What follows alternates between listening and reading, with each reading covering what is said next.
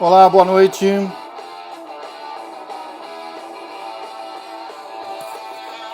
Boa noite. O som tá bom, gente? Estão me ouvindo legal? E aí, Isa?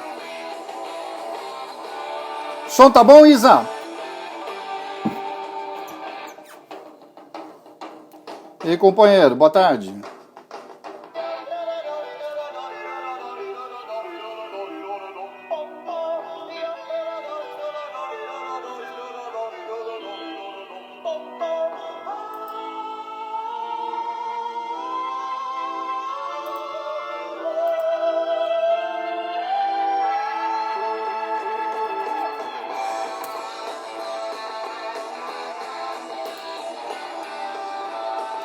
Vamos ver se o nosso convidado aqui já chegou.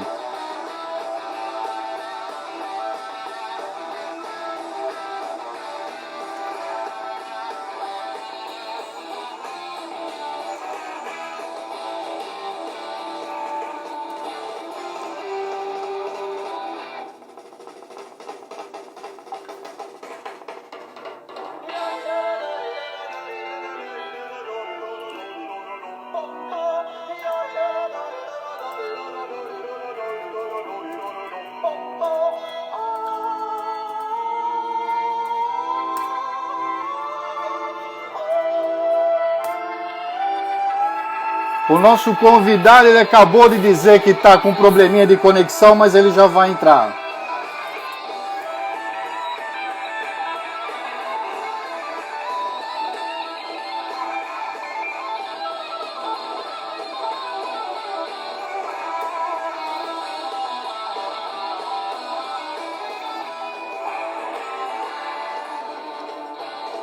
Agora sim.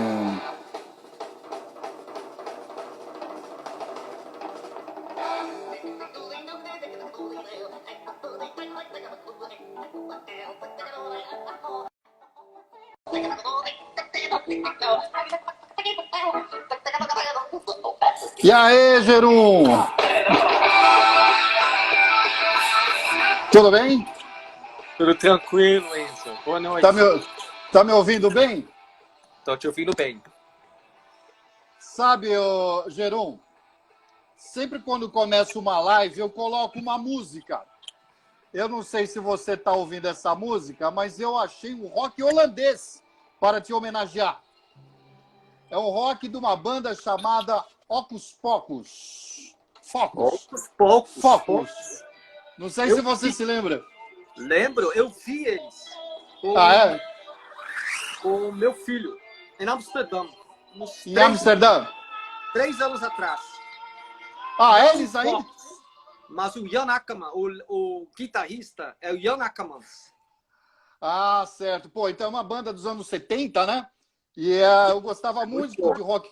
Eu gostava muito de rock holandês dos anos 70. Muito bem. Vanguarda. É claro, sempre foi. Como tudo que é feito na Holanda é progressivo, né? E na vanguarda.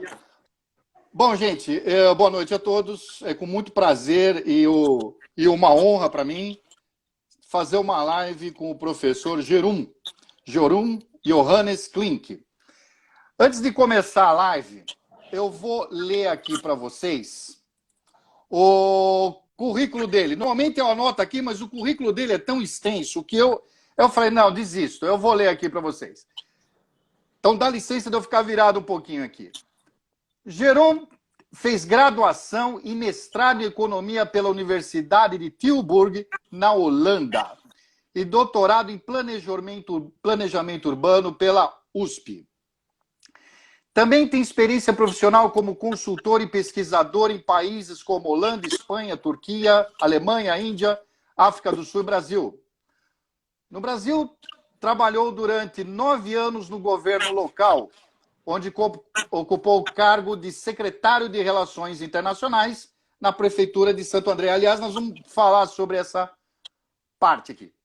Atualmente, ele é professor da Federal do ABC, onde ocupou cargos de chefe de gabinete, reitor e pró-reitor de extensão.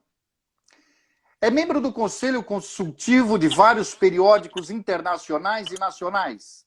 e do conselho diretor da Urban Studies Foundation, que fica em Glasgow, na Escócia, que é uma fundação vinculada aos periódicos da Urban Studies. Bom, mediante esse currículo, parabéns. Vamos lá. Boa noite, então, mais uma vez, obrigado. Jeroen, me conta uma coisa. Eu lendo aqui teu currículo, eu vi tua formação, a tua formação é em economia. Como que as relações internacionais entraram na sua carreira? Conta pra gente essa história. Bom, em primeiro lugar, quando eu estudei, não tinha, naquele momento, isso foi na década de 80, na Holanda não tinha o curso de RI. Isso foi criado logo em seguida.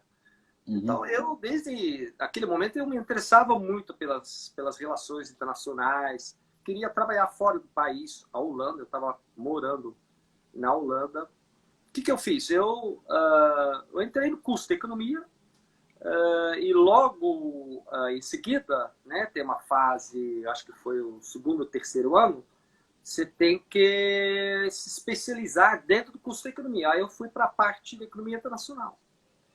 A partir da graduação, aí eu fui para as consultorias, né? Eu trabalhei um tempão no setor privado e aí, principalmente, recortei minha atuação profissional mais para aqueles consultorias que tinham projetos fora, né? Então, foi mais ou menos consciente, mas, ao mesmo tempo, fazendo primeiro um curso básico, né? Um curso mais geral, que é o curso de economia. Jeroen, e quando que você veio para o Brasil? 92, no finalzinho de 92, 93. 92, 93, e você veio... E você trabalhou aqui com o que quando você veio para cá? Bom, eu, na realidade, os primeiros 2, 3 anos, eu mantive meu trabalho part-time na fundação, na empresa na Holanda. É uma empresa que trabalha com consultoria, né? Então, eu mantive o contrato de 40%, 50%. Por quê? Porque eles me mandavam para... Ou eu tinha que voltar para a Holanda fazer projetos lá, ou eles me mandavam para a Índia, no caso. Eu fiz vários projetos na Índia para eles. Então, e foi bom para mim, porque 50% eu estava recebendo em moeda forte, né? E, ao mesmo tempo, o resto do tempo, eu conseguia fazer adaptação aqui. Aprender a língua, porque naquele momento eu não falava nenhuma palavra. Nenhuma palavra. Talvez, mentira, 2 palavras. Bom dia, boa tarde. E obrigado. Uma coisa importante na vida, obrigado. Né? Tem que agradecer várias pessoas que me ajudaram naqueles momentos iniciais, né? Mas, enfim, voltando para a sua pergunta, isso foi importante para mim, né? Porque eu mantive meu emprego part-time, os holandeses estavam na expectativa que eu ia voltar. Né? Prorroguei essa brincadeira com mais 2 anos, o contrato inicial foi 2 anos, depois eu iria voltar para a Holanda. Prorrogaram com mais 2, aí o meu chefe falou, você vai voltar um dia? Eu acho que não.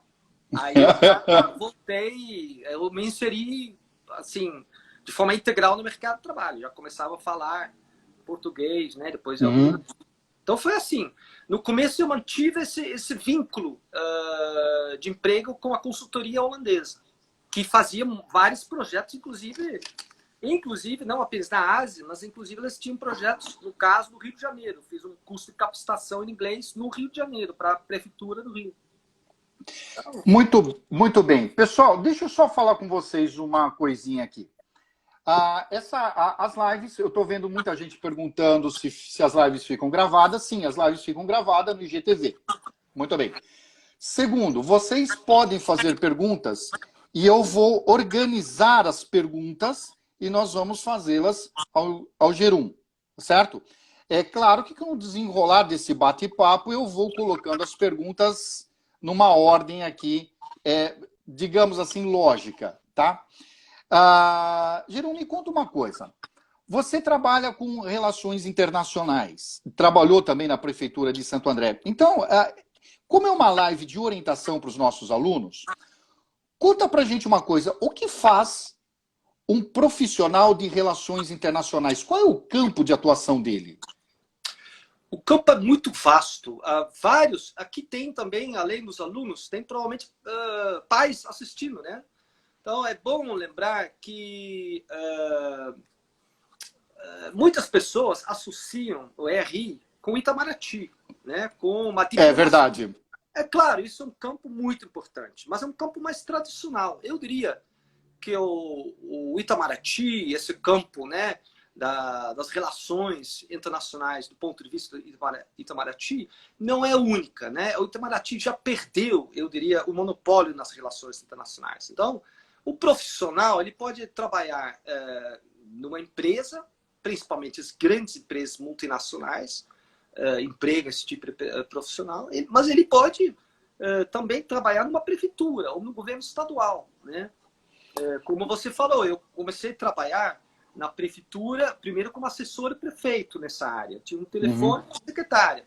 Depois de 2, 3 anos, eu tinha uma equipe de 15, e depois de 4, 5 anos, uma equipe de 20 pessoas, estagiários, todos trabalhando na área de relações internacionais do ponto de vista de uma cidade.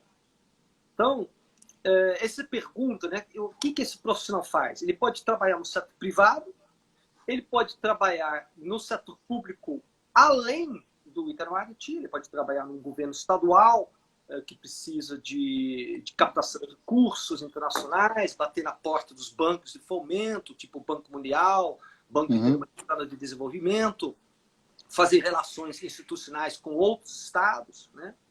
E uma cidade faz isso também. Foi basicamente isso que eu fiz durante mais que 5, 6 anos, né? Bom, Gerum, aqui já está chovendo de pergunta aqui, que eu já estou... Olha, eu já... Então já começou o negócio aqui. Mas eu vou só para... Viu, gente? Então calma aí que elas vão ser... Eu estou anotando aqui, mas o volume foi grande assim, inicial. Gerum, me conta uma coisa. Você deixou bem claro como que se trabalha, deu exemplos, inclusive, de um profissional que trabalha para um órgão governamental, por exemplo, uma prefeitura, para o Estado, de uma maneira geral. E para a iniciativa privada, por exemplo, para uma multinacional. Vamos dar um exemplo prático. Vamos pegar uma multinacional, por exemplo, no caso, uma montadora, uma Volkswagen. Uma montadora, uma multinacional grande, ela tem profissionais de relações internacionais no seu quadro de funcionários? Você tem notícia disso? Ou pode ter? As montadoras, talvez menos. Mas, por exemplo, a indústria farmacêutica, setores que trabalham com questões ambientais, eles precisam desse profissional. Por quê?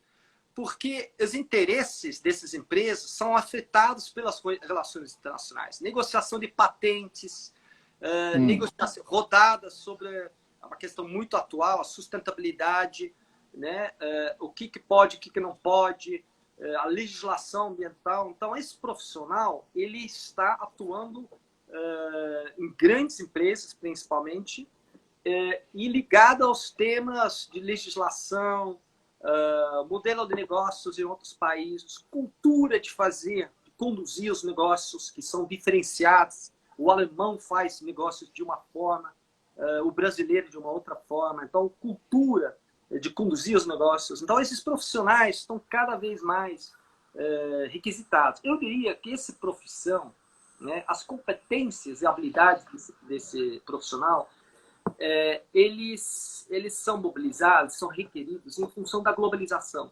Ele é aquele profissional que junta competências, habilidades para gerenciar a globalização. Globalização é um fato. Você pode discordar ou concordar com a globalização, mas é um fato, né? E, portanto, eu teria, na minha época, como eu falei, RI não tinha um curso, era mais difuso no campo de direito, no campo de ciências políticas, economia, né? Essa demanda foi tão grande que chegou uma época, eu acho que na Europa, a década de 80, que as grandes universidades começaram a estruturar esse curso, né? Esse curso que tem, portanto, um pouco de tudo, um pouco de economia, um pouco de ciências políticas, direito, muito importante, e um pouco de história. É justamente nessa parte que eu comentar, porque às vezes, quando eu... Aliás, nós fizemos uma live com o Beto Kleiman, que trabalhou com você na Prefeitura de Santo André, que hoje está lá em Washington, né? Nós fizemos uma live com ele, ele te citou, inclusive, na live. Mas existe uma dúvida que aparece para o nosso aluno, para um vestibulando que quer relações internacionais, que assim, é uma coisa meio difusa. O que faz um relações internacionais, mas qual, por exemplo, a diferença por exemplo, uma pessoa que faz direito internacional, se especializa em direito internacional privado, relações internacionais e comércio exterior. Porque todos eles têm trabalho mais ou menos com uma coisa internacional. Então, você consegue me dizer qual é um campo uma característica, uma competência de um profissional de relações internacionais que não tem um profissional de direito internacional privado e um de comércio exterior? Vamos começar com o comércio exterior, que é mais fácil. O comércio exterior é muito mais recortado, é um curso mais específico. Ele é um especialista. O profissional de RI, ele é um generalista. Ele, depois, inclusive, da formação, ele vai se especializar. Mas a primeira grande diferença entre comércio exterior e RI é isso. O comércio exterior curso, inclusive, várias vezes 3 anos, ao invés de 4. Curso de RI, normalmente, 4 anos. Né? Então, a primeira diferença, ele é mais, o comércio exterior, teoria de câmbio, regimes aduaneiros, é quase um híbrido entre um curso profissional e um curso universitário. RI não. RI te proporciona uma formação mais holística. Né? Tá. No primeiro ano, um pouco de economia, direito, ciências políticas, você vai se especializar. Então, essa é a primeira coisa. O curso, que já é uma pergunta mais escorregadia.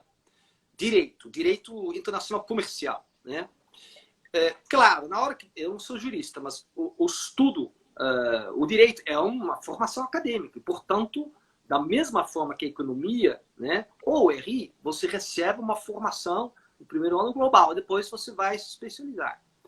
Eu diria essas diferenças entre o curso de economia, né, porque, de certa forma, a pergunta se aplica também para a economia internacional. Né? A economia internacional e direito internacional, eles competem, claro, não vou negar, eles competem com RI. Qual a diferença? A diferença é que o RI começa desde o T0, desde o primeiro dia, com o campo de RI, com o campo de como gerenciar globalização do ponto de vista do limite e oportunidade. O curso de direito, não. Economia, com certeza, não. O primeiro ano da maioria dos cursos de economia tem matemática, estatística, e depois vai se especializar em RI. Então, eu acho que, grosso modo, uma diferença entre esses cursos, direito internacional, comercial, economia internacional e RI, é que RI, 4 anos, você se preocupa, basicamente, o eixo, o fio condutor desse curso é o negócio de globalização. Como conduzir os limites e potencialidades da globalização do ponto de vista privado, se você vai para o mercado, do ponto de vista do setor público, seja Itamaraty, seja as demais esferas do governo, seja, né, eu esqueci de falar também, uma terceira frente de trabalho, são as organizações não governamentais, né? Tipo Amnesty International, Greenpeace, o sistema, a burocracia internacional, o sistema ONU, né? É um grande empregador desse pessoal, né? Portanto, mas o eixo comum, aonde você vai trabalhar com essa formação, setor público, setor privado, terceiro setor, né? O fio condutor é a globalização, é a internacionalização, a mundialização. Como gerenciar isso? Jerum, eu queria um exemplo teu, que você falou uma coisa, falou assim en passant, mas uma coisa que me chamou a atenção e uma coisa muito interessante. Você falou da parte de negociar com culturas diferentes. Nós, no currículo do Colégio Singular, nós temos aula de geopolítica com a professora Rose, com o professor Marcelo Correia, e eles falam muito isso, e nós pegamos, nossos professores de humanas, eles falam muito da parte da importância da cultura, de entender a cultura de outros povos. Você pode dar um exemplo para a gente, um exemplo curioso, de como que é um brasileiro, qual o cuidado que uma empresa brasileira de fazer negócio ou com uma empresa chinesa, para entender a cultura chinesa, ou uma japonesa, ou uma alemã, só para ilustrar o nosso papo? Claro. Eu vou dar dois exemplos. Eu trabalhei muito tempo, né, na Índia. As escolas, as universidades e a engenharia na Índia é de ponta, em várias áreas, tipo informática, eles estão extremamente bem capacitados. Então, eu trabalhei em vários projetos. E à primeira vista, né, eu falava, nossa, tá fácil trabalhar na Índia, porque o nível, o diálogo é muito bom, mas chega uma hora que você vai entrar nas especificidades culturais. O sistema de castas, por exemplo, na Índia, o chamado camada dos intocáveis, né? Sei. Isso faz parte da sociedade indiana e sem você conhecer e, inclusive, lidar com isso de forma adequada, você vai ter dificuldades de fazer negócios ou de você inserir em projetos da sociedade civil, do terceiro setor. Então, sistema de castas na Índia, os hábitos culturais, religiosos na Índia fazem parte da sua caixinha de ferramentas antes de você entrar, antes de mais nada. Outro exemplo, Alemanha e Inglaterra, a questão do time. O tempo, você combina um horário com o alemão e inglês. Né? Se eu combino um horário 8 horas, não é 8h15, não é 8h10. Se chega 10 minutos atrasado, você já perdeu. Você perdeu pontos muito importantes, que não é o caso no Brasil. Né? Isso aí, dependendo do lugar, claro. Né? Não podemos generalizar. Né? Mas a elasticidade do tempo é um conceito que não existe, nem na Alemanha, nem na Inglaterra. É a falta de respeito com o tempo do outro. O custo de oportunidade do seu parceiro, né? Você está desperdiçando o tempo dele. Isso é uma coisa, parece bobo, né? Mas na prática, com o alemão e inglês, é super importante. Mas com o americano também, né? Me falaram que nos Estados Unidos... Aliás, fique bem claro que nas minhas aulas, elas são as aulas mais pontuais que existem. Eu não sabia que eu tinha um esquema meio europeu aí. E na China, o que você tem falado de algum profissional que vai trabalhar na China? O que me chama a atenção de alguns colegas meus que vão fazer negócio na China, que incomoda eles, é a parte de corrupção. Existe isso de fato ou isso a gente é algo que não deve ser falado, alguma coisa assim do tipo? Eu diria que, na realidade, corrupção existe em vários países. Corrupção não é um problema apenas da China. A corrupção existe na Holanda. Né? Eu trabalhei numa firma de engenharia durante um ano na Holanda. Na Holanda, de vez em quando, tem escândalo de corrupção. Agora, claro, o modelo chinês que você mencionou, né? O modelo chinês é um híbrido. Né? É um sistema, assim, extremamente dirigido, planejado, né, com envolvimento forte do Estado, que foi se flexibilizando a partir da década de 80, principalmente. Então, essas transformações rápidas, né, você tem um sistema híbrido, né, entre um sistema capitalista e um sistema que tem uma presença forte, inclusive, do que se refere à restrição das liberdades, né, o Estado interferindo. Evidentemente, você vai ter contradições, né? Corrupção, problemas ambientais fortíssimos que eles estão lidando com isso, né? Especulação imobiliária, cidades que foram construídas em poucos anos, que depois acaba descobrindo que não tinha toda essa demanda por esses imóveis, né? Então, incorporadoras ganhando bilhões de reais com cidades fantasmas, tem tudo isso, né? Mas ao mesmo tempo, assim, contraditório, né? China passa já anos por um processo de crescimento rapidinho, né? De 2 dígitos. Bom, vamos a umas perguntas aqui. A Ana pergunta, na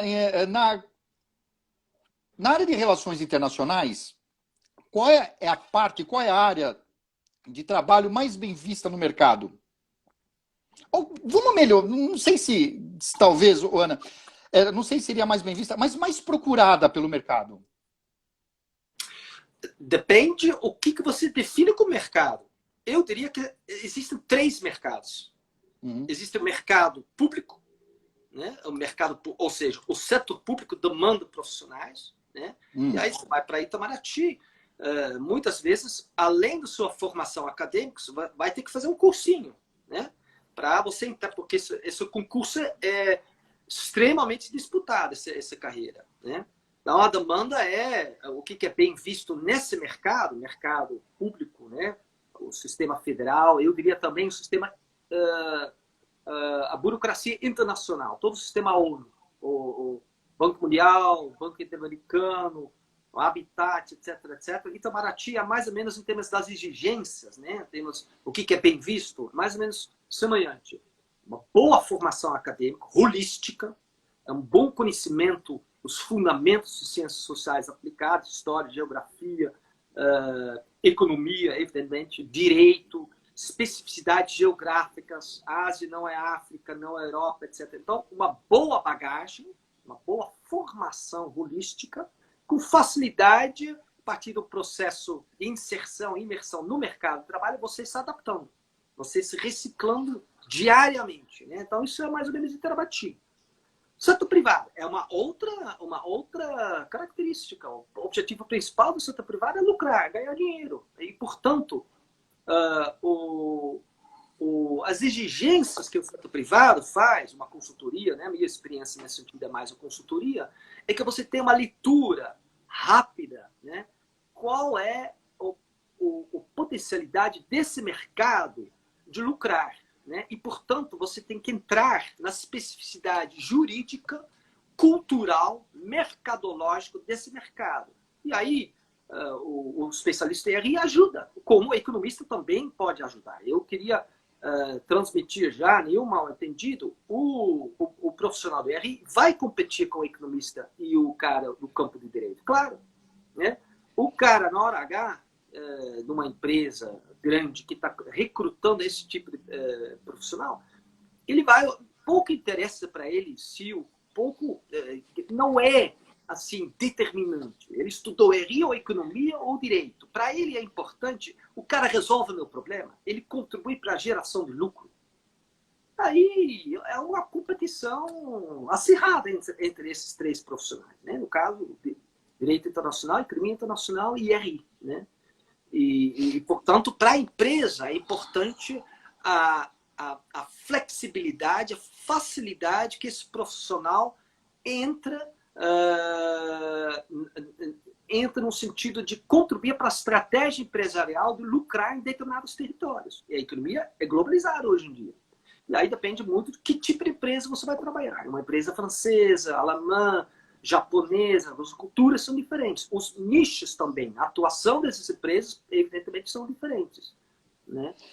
O terceiro exemplo é o setor não governamental, que é um híbrido, né? Que exige também profissionais. E, portanto, eles exigem um conhecimento muito grande do campo do direito internacional. As ONGs, o terceiro setor, trabalha muito com as grandes questões do século XXI. Questão ambiental, sustentabilidade. O Brasil está vivendo essas polêmicas em torno da Amazônia, né? E como? A competitividade, né, das cadeias produtivas brasileiras é questionada em função de questões ambientais, né? Portanto, a questão ambiental é uma questão tipicamente de RI, um problema do século XXI, né? E, portanto, quem vai trabalhar numa organização tipo Greenpeace, Amnesty International, tem que saber muito bem as questões do direito internacional, né? Então, só essa questão da vocação, quais são as características do profissional, depende do que nicho. São 3 nichos diferentes: setor público, privado e o terceiro setor. Tudo bem, Ana? Agora uma pergunta do Giovanni. É uma pergunta pessoal, eu acho, né? O que mais te interessa nas relações internacionais? O que é mais interessante, a vida hoje em dia, Enzo, a vida é uma vida internacionalizada, é globalizada. Poucas questões, né? A economia, a política, a cultura, eu diria poucas questões são apenas restritos à esfera nacional. Ao mesmo tempo, isso é paradoxal, as especificidades, a globalização não diminuiu a importância do local, né? As identidades, as grandes... Na Europa isso está muito claro, né? O país... Eu sou holandês, né? Você tem várias províncias com dialetos diferentes. A questão regional, local, né? Espanha, com a questão da separação, Barcelona... sempre essas questões regionais são importantes. Então, o RI é muito interessante porque você tem uma profissão, né? Digamos assim, uma área que articula questões globais e questões locais. Isso ou seja, questões abstratas e concretas ao mesmo tempo. Isso até hoje me interessa, né? E além disso, você também tem uma... No meu caso, eu trabalhei no setor privado alguns anos, principalmente consultoria e fundações.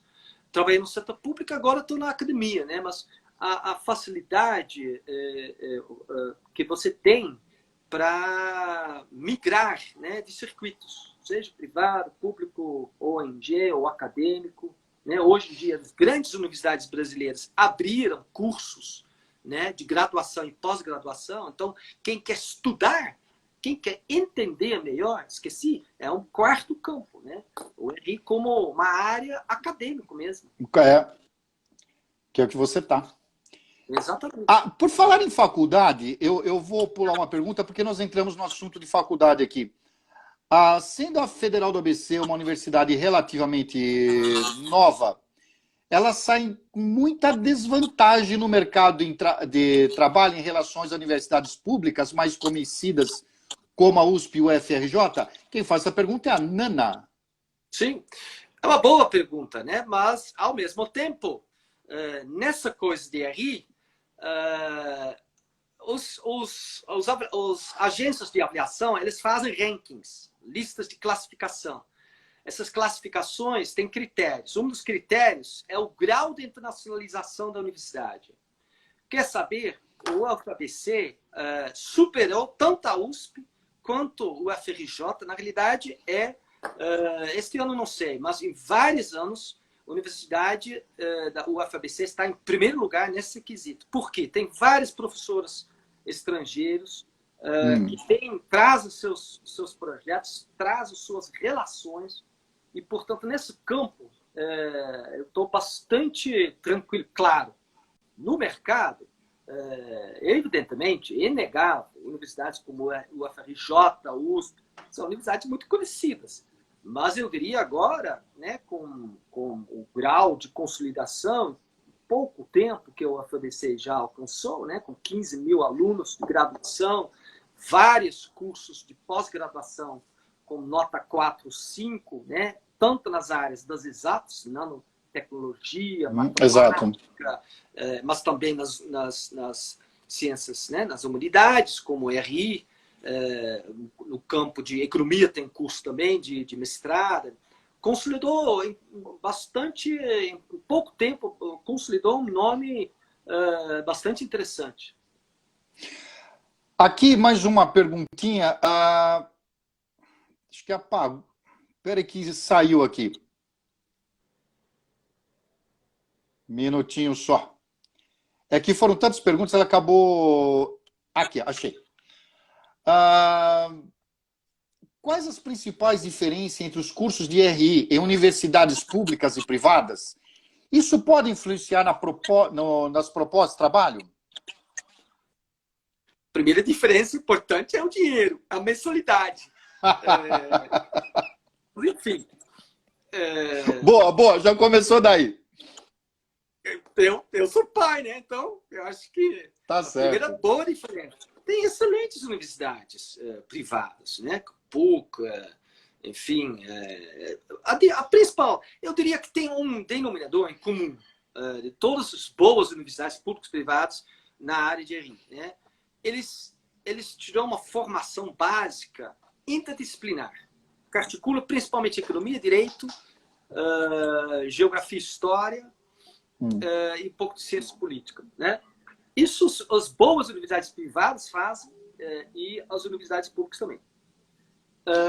Qual é a diferença? E aí, inclusive, o próprio Singular depois vai, né, salvo engano meu, vai disponibilizar material com informações sobre cada um dos cursos. As universidades têm recortes específicos, né? Por exemplo, o FABC tem um curso de RI. Qual é o DNA desse curso? Né? Está trabalhando muito com o tema tecnológico, ambiental tecnológico, né? Ou seja, a questão das patentes, biodiversidade, Amazônia, são temas do século XXI. Que não é, por exemplo, o caso, né, do DNA do curso de Brasília. Né? Muito mais diplomacia, ciências políticas, são recortes diferentes. Né? Por sua vez, algumas universidades privadas eles têm recortes específicos para conduzir os negócios ou também para relações internacionais do ponto de vista mais para entrar na diplomacia, para preparar você para entrar no Rio Branco, né? Na preparação para a diplomacia, enfim. Eu diria, né? Aí sim, tem uma outra diferença. De forma geral, as universidades públicas dão muita ênfase também na articulação entre graduação e pós-graduação, né? Porque no Brasil, de grosso modo, tirando algumas poucas universidades privadas, o miolo da pesquisa é feito pelas universidades públicas. Né? É verdade. E por falar em diplomacia, tem uma pergunta aqui. Olha, eu não consegui ler teu nome. Quais as melhores faculdades para quem quer ir para a diplomacia? Tem várias universidades boas, né? Brasília é boa, mas enfim, eu diria, independente de você vai para Brasília, por exemplo, ou você vai pegar algumas universidades que preparem você para a carreira, muito difícil você fazer isso sem formação complementar. É quase como se fosse, né, se fez o curso de Direito, vai ter que fazer o exame. Ou seja, vai ter que se preparar também para exame, né, tirando as exceções. Né? Portanto, mesmo pegando as universidades boas, que têm esse recorte mais de diplomacia, tipo estilo Brasília, provavelmente vai ter que se preparar para o Instituto Rio Branco, para fazer o concurso, porque a disputa vai ser acirrada. Né? Todo mundo quer fazer isso, pelo bem e pelo mal. Né? Tem uma pergunta aqui que eu achei ela meio capciosa. Uma pessoa que morre de medo de voar de avião tem futuro como profissional de RI? Acho que não. Acho que não. Se bem que hoje em dia, né, ninguém está mais viajando, né? Mas isso são tempos extraordinários, para dizer o mínimo, né? Não, eu diria que são esses perguntas do tipo, olha, eu não falo língua, eu não gosto de comunicar, eu não gosto de interdisciplinaridade, eu quero já desde meu primeiro dia quero me especializar em determinada área. Eu não gosto de viajar, eu não gosto de outras culturas. Esquece. RI definitivamente não é seu curso. Boa. Boa. Por falar em idioma, tem uma pergunta aqui da Isadora. Além de holandês e português, que você evidentemente fala e muito bem o português. Estou tentando. Você tá sendo não, mas tá bem, tá ótimo. Não, muito bem. Tentando. Qual o outro idioma que é muito usado nas relações internacionais? Eu diria o inglês, mais algum? Não, e aí são o inglês e para a América Latina, muito importante. Muito importante. Espanhol. Espanhol. Para o Banco Interamericano de Desenvolvimento, BID, né, que é um banco que foi criado na conferência Bretton Woods, logo depois da Segunda Guerra Mundial. O BID, a segunda língua do BID é espanhol, inglês e espanhol. Né?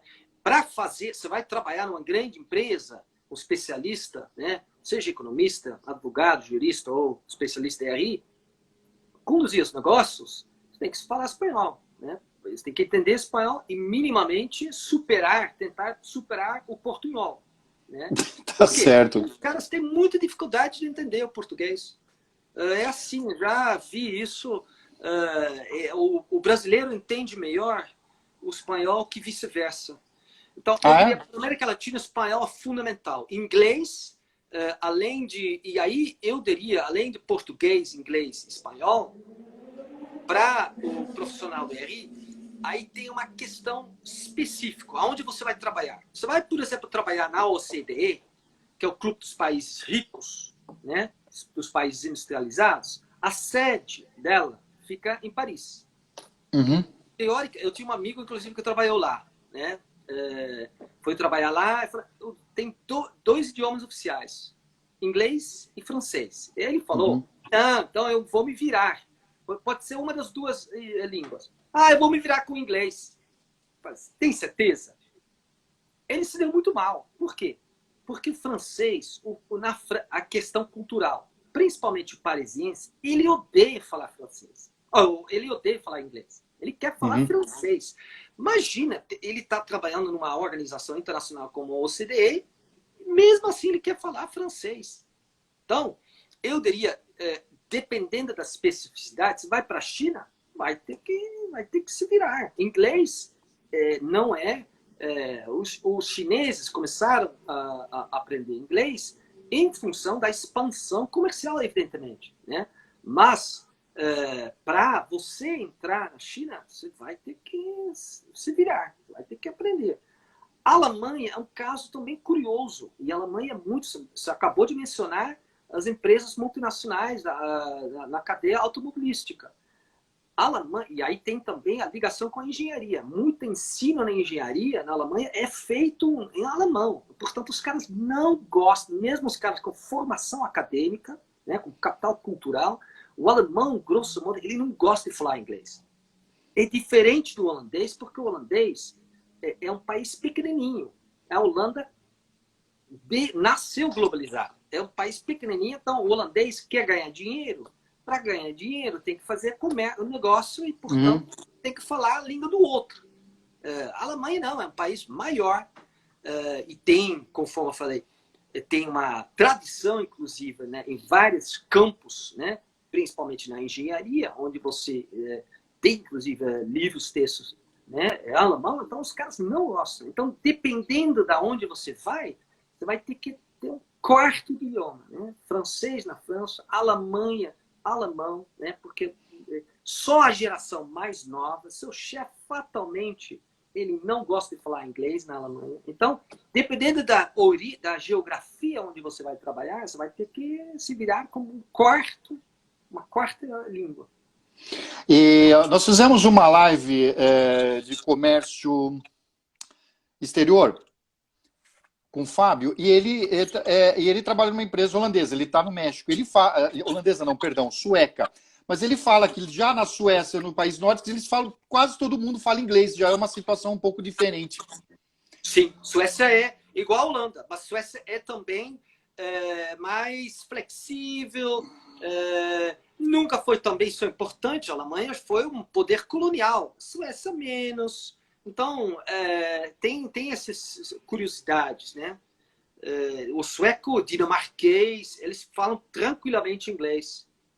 Muito bem. Cada caso é um caso, não tem uma regra geral. Ô, Manu, a Manu Marques, ela fez uma pergunta, mas eu vou fazer essa pergunta, viu, Manu? Aguenta as pontas aí, porque essa pergunta eu vou deixar para o final, porque é justamente uma pergunta que eu ia fazer, é sobre aluno nosso entrando na Federal do ABC. Então, aguenta as pontas aí, Manu. Vamos ver se tem mais alguma aqui. Ah, tá. Então, eu quero fazer uma pergunta para você como professor. Você, de professor para professor. Muito bem. Como professor universitário, me conta uma coisa, Jerum. Como que você acha que tem que ser? Talvez tenha até a ver com a pergunta tua, viu, Manu? Como que acha que tem que ser o nível, como que está sendo o nível dos alunos em geral entrando na Federal do ABC? Está faltando alguma coisa, uma bagagem do ensino médio para que eles acompanhem melhor um curso na Federal do ABC? Olha, na minha experiência, sempre falta uma coisa, pode ser melhorado, determinado aspecto, né? Mas eu diria a participação e a vontade dos alunos de entrar num projeto diferente, porque o nosso projeto é diferente, interdisciplinar, e, portanto, tem uma ênfase muito grande na formação, boa formação em matemática, ciências exatas, articulado com ciências humanas, né? E vice-versa, independente de onde você vai entrar, no BCH ou BCT, né? Essa interdisciplinaridade. O aluno se dá bem, claro que ele traz determinadas debilidades, né? Fragilidades, mas na minha experiência, o aluno ele tem garra, ele quer aprender, ele quer se formar, ele quer se inserir no mercado de trabalho. Então, a experiência tem sido boa. Claro, tem um ou outro ponto fora da curva, né? Mas isso é da vida, né? Isso sempre é assim. Então, Manu, vamos lá para a pergunta da Manu. Então, eu acho que já respondeu parcialmente, Manu. Conta para mim aí. A Manu pergunta: quais são as principais dicas que o senhor pode dar para quem quer entrar na Federal do ABC? Eu acho que uma delas é essa, né? Inserir nos outros projetos, participar. Sim, eu diria que muito importante você ter uma boa relação. Inclusive, quem vai para BCT, o Bacharelado de Ciência e Tecnologia, quem quer estudar engenharia, coisas de gênero, muito importante, parece contraditório, não é. O engenheiro, hoje em dia, ele tem que comunicar bem, ele tem que escrever bem, ele tem que fazer um ensaio com começo, meio e fim, né? Ele tem que escrever, ele tem que preparar o processo de tomada de decisão na empresa. E, portanto, você tem que ser objetivo. A língua é muito importante. Por outro lado, o cara que gosta de humanidades, ciência política, tem que fazer conta. Ele tem que entender minimamente o que está na cabeça do interlocutor dele, do engenheiro matemático. E, portanto, essa separação, hoje em dia, não existe mais, né? Então, o ensino médio que te prepara bem para isso, para esse desafio, né? Ou seja, fazer uma boa redação, ler, mas também abre, né? No jornal não tem aqueles enigmas, né? Brincadeiras de matemática. Isso é muito importante, você se preparando para a vida interdisciplinar, a vida multifuncional, que eu acho que a UFABC trabalha muito com isso, e não é apenas da UFABC. Eu diria que as melhores universidades norte-americanas e europeias estão trabalhando com isso, né? A reciclagem, 10 anos atrás, nunca vou esquecer, que eu li esse relatório lá do CNPq deles lá, dos Estados Unidos, né? O Ministério de Ciência e Tecnologia lá. Eles estavam fazendo a reinvenção das escolas de engenharia, porque o engenheiro virou commodity. Ele só fazia apertando parafuso. Quando não tem mais parafuso, ele não sabia mais o que fazer. Como evitar isso? Como trabalhar com isso? Multidisciplinaridade. O cara tem que ter capacidade de fazer aprendizagem endógeno, contínuo durante a vida. Como é que se faz isso? Com uma formação interdisciplinar, claro. Ou seja, comunicação, fazer contas, matemática, física, todas, articulando essas coisas. Eu acho que isso é uma boa preparação para entrar na federal. Eu queria para a vida, né? Hoje em dia, mas vida não tenha dúvida, não tenha dúvida, não tenha dúvida. Vamos falar uma... Você trabalhou na prefeitura. Por que a prefeitura, o que faz um profissional de relações internacionais na prefeitura de Santo André? Qual que é o teu trabalho na prefeitura? Isso foi uma das coisas mais interessantes. Conforme eu falei, eu comecei com um telefone, uma mesa e uma secretária. E depois de alguns anos, eu tinha uma equipe de 20, 30 anos, ou de 30 pessoas, né? O que um profissional faz? Ele faz, primeiro, captação de recursos junto aos bancos de fomento. A União Europeia, Banco Mundial, Banco Interamericano.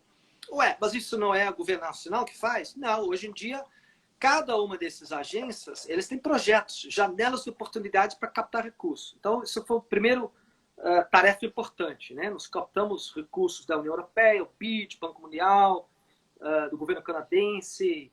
Segundo ponto importante, intercâmbio, né? Troca de experiências com outras cidades, né? Um prefeito, de forma geral, ele é uma figura bastante pragmática. Se ele conseguir ganhar tempo trocando experiências com as lições aprendidas de outros prefeitos, isso é bom, porque normalmente ele tem 4 anos.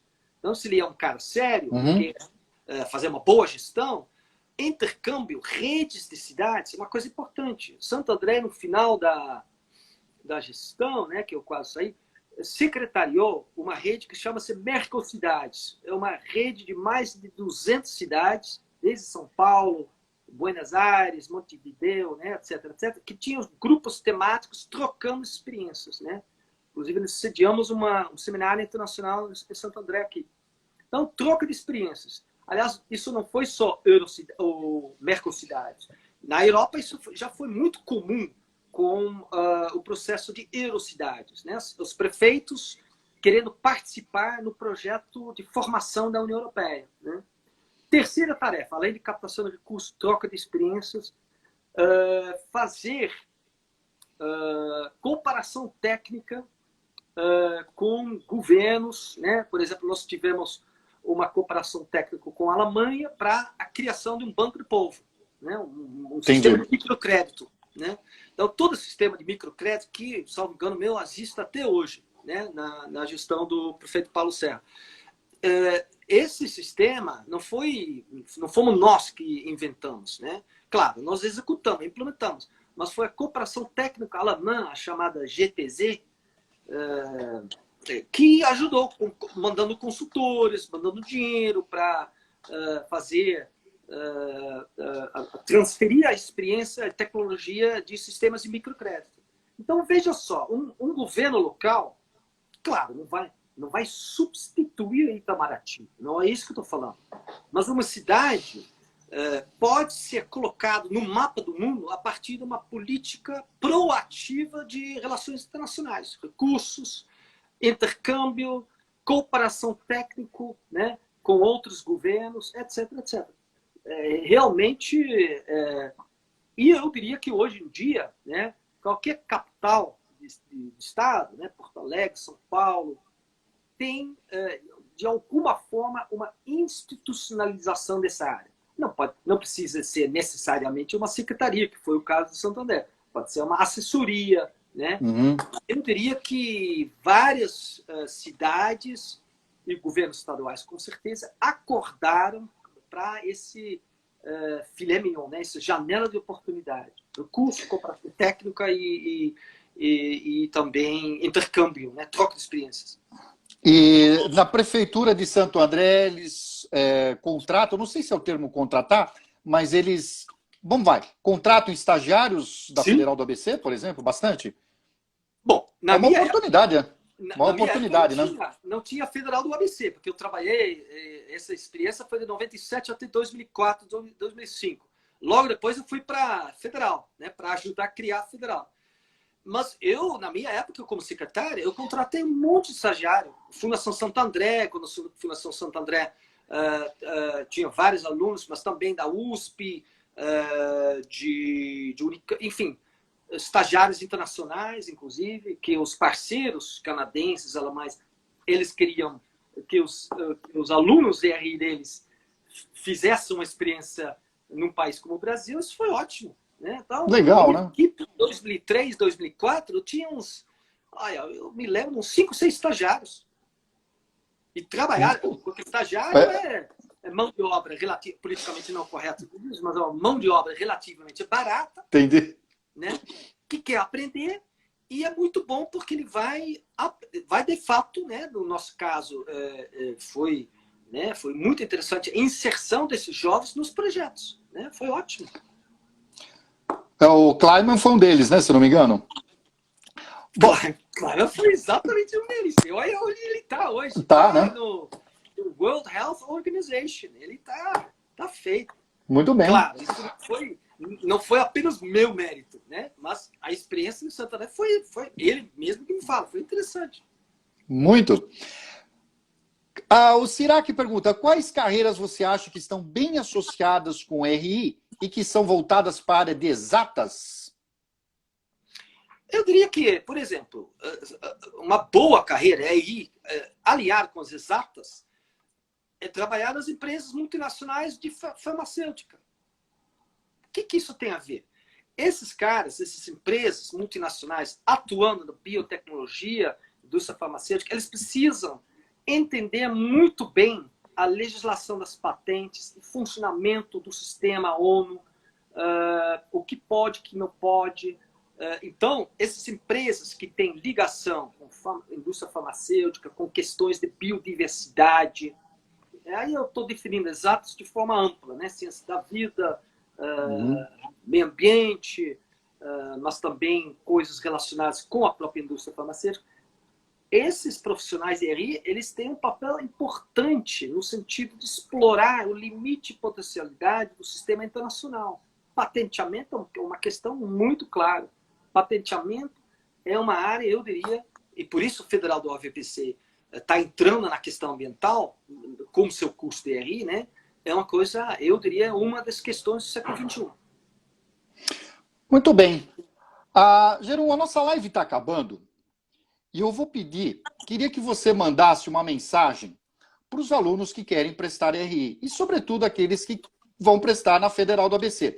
Mas antes de você responder, eu quero ler um comentário aqui feito por Rony Freitas. Não é uma pergunta, mas sim uma dica. Sou bacharel e mestre em economia pela Federal do ABC e garanto que é uma excelente escolha, pois só lá vocês terão a honra e o privilégio de ter aula com o Jeron. Obrigado! Ele é suspeito. Tá certo? Ele é suspeito? Então tá bom. Agradeço pelo... Bom, eu quero agradecer também aqui um grande professor, Enzo Takara. Muito obrigado. Jeron, então, a palavra final é sua. Muito obrigado.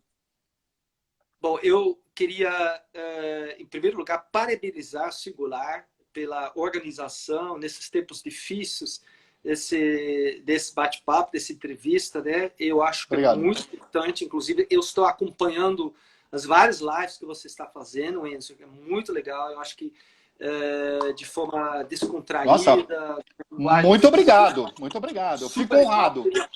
Queria parabenizar a Singular, elogiar a iniciativa.